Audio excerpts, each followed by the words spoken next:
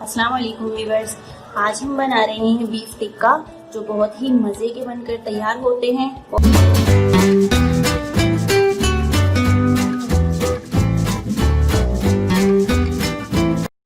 और इस रेसिपी की मुझसे बहुत रिक्वेस्ट की गई थी, तो मैंने सोचा आप लोगों को रेसिपी दे दूं इसकी।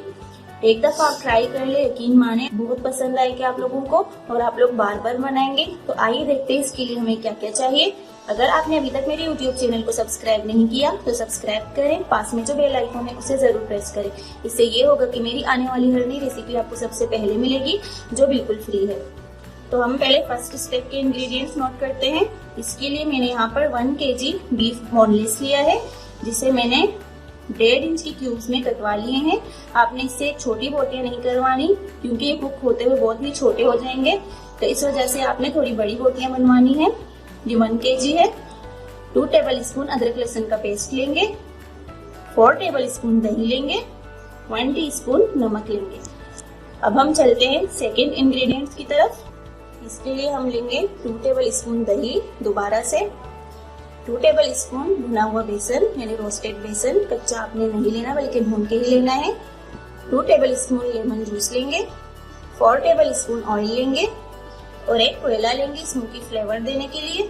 और कुछ पाउडर मसाले हैं, इनमें है 1 टीस्पून नमक, दोबारा से 1 टीस्पून हल्दी पाउडर, 1 टीस्पून गरम मसाला पाउडर, 1 टीस्पून जीरा पाउडर, 1 टीस्पून काली मिर्चों का पाउडर, 1 टेबल स्पून लाल मिर्च पाउडर, 1 टेबल स्पून कश्मीरी लाल मिर्च, 1 टेबल स्पून कसूरी मेथी। और आप ये रेसिपी अगर हाफ में बनाना चाहें, यानी हाफ kg में, तो इन सब चीजों का हाफ हाफ आप लोग ले सकते हैं। तो चलिए अब बनाना स्टार्ट करते हैं। तो पहले एक बर्तन लेंगे और उसमें ये गोश्त ट्रांसफर कर देंगे। डाल देंगे अदरक लहसुन का पेस्ट,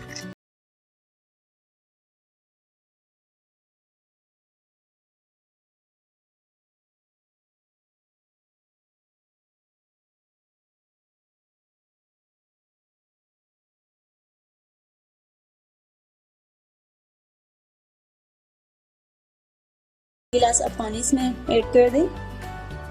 अब फ्लेम ऑन कर लेंगे, अब इनको मिक्स कर लेंगे।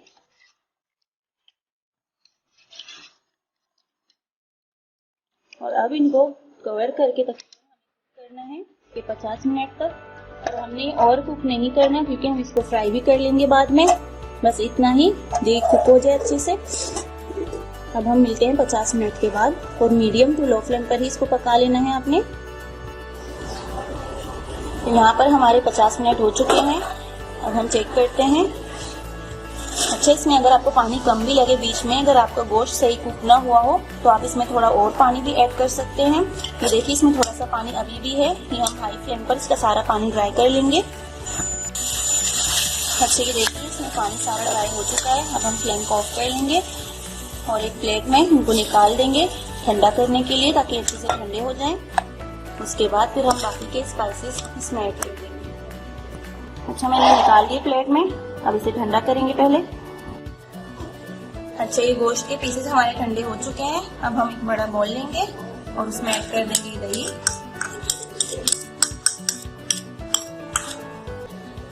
और ये बेसन,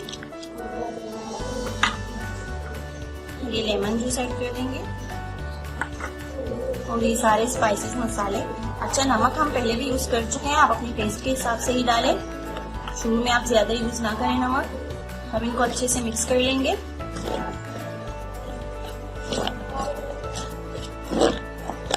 मिक्सचर जरा ड्राई है, इसमें हम थोड़ा सा पानी शामिल करेंगे। पानी आपने ज्यादा शामिल नहीं करना, थोड़ा सा ही बस। हम इनको अच्छे से मिक्स कर लेंगे। अच्छे मिक्स हो चुके हैं। अच्छा, मैं आप लोगों को बता दूं, नमक मैंने थोड़ा सा इसमें से निकाल दिया था, तकरीबन हाफ टीस्पून के करीब मैंने इसमें नमक यूज किया है। अगर मुझे कम लगेगा तो मैं और ऐड कर दूंगी, लेकिन अब नमक आपने सारा एक साथ ही ऐड नहीं करना।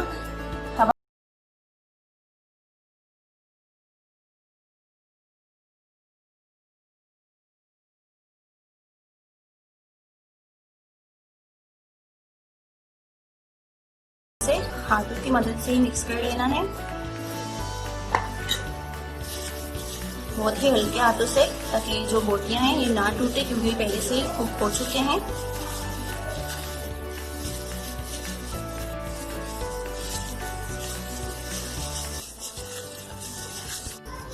अच्छे मिक्स हो चुके हैं अच्छे से। अब इनको फ्राई कर लेंगे। अच्छा, यहाँ पर चूल्हे पर मैंने कोयला पहले से ही रख दिया था जलाने के लिए। अब हम यहाँ पर गोश्त फ्राई कर लेंगे। फ्लेम ऑन कर लिया है मैंने और इसमें ऐड कर देंगे ये ऑयल। सारा हमने एक साथ ऐड नहीं करना, क्योंकि 2 स्टेप पर मैं फ्राई करूंगी इनको। और इसमें ऐड कर देंगे ये बीफ के पीसेस ऐड कर देंगे इसमें एक एक करके।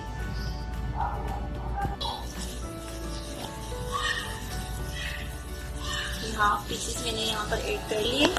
पहले ये मैं फ्राई कर लूंगी और इसको ज्यादा देर तक हमने फ्राई नहीं करना। मीडियम टू लो फ्लेम पर तकरीबन 2 से 3 मिनट तक साइड चेंज कर करके